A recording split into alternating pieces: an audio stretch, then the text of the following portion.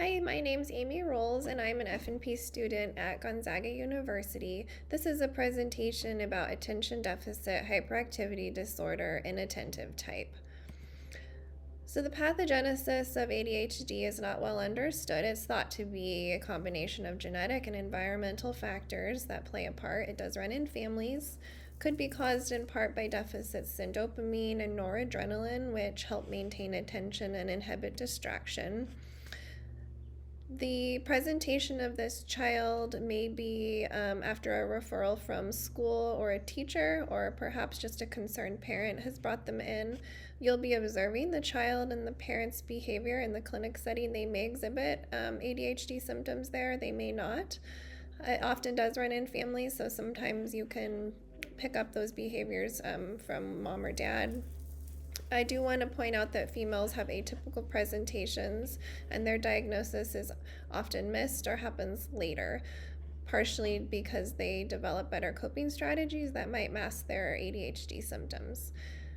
The DSM-5 criteria for diagnosis requires that 6 or more of these 9 symptoms must be present for diagnosis. So you'll be asking the parents and doing a thorough interview talking about these things. So 6 or more must be present for diagnosis. They must be present before age 12, last longer than 6 months, and be evident in 2 different settings. That could be home, school, sports, etc. You may also want to refer for further psych testing if you are unclear on if they meet criteria for diagnosis.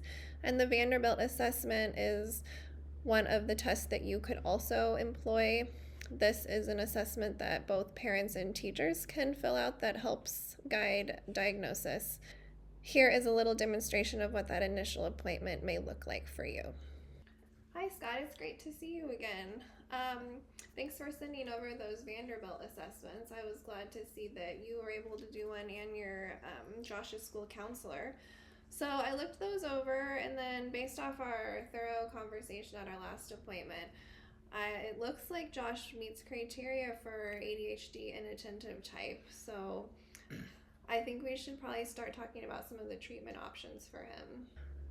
Okay, so other diagnoses you want to consider would be thyroid dysfunction, lead poisoning, other psych behavioral disorders, learning disorder, impaired hearing, and substance use disorder.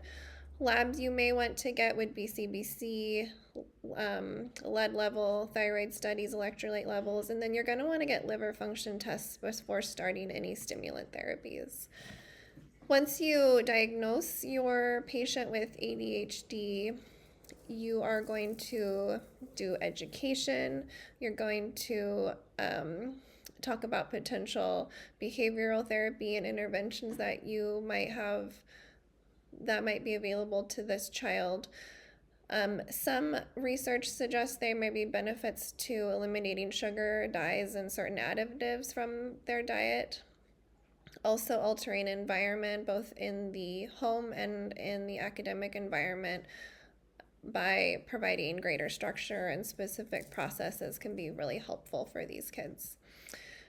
So pharmacological treatment includes stimulants with their first line, that's your Ritalin and Adderall. Non-stimulant options are also available.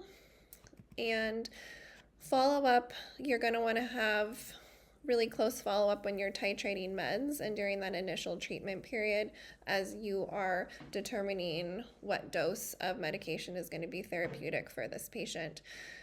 And also want to monitor growth and blood pressure. So a lot of the stimulants are appetite suppressants, so you want to keep a close eye on that, and also drug holidays can be recommended. So here is a demonstration of what that follow-up appointment might look like. Hi Scott, it's great to see you again. It's great to see you too. So it's been about 4 weeks since I saw you last, and we started Josh on some Adderall.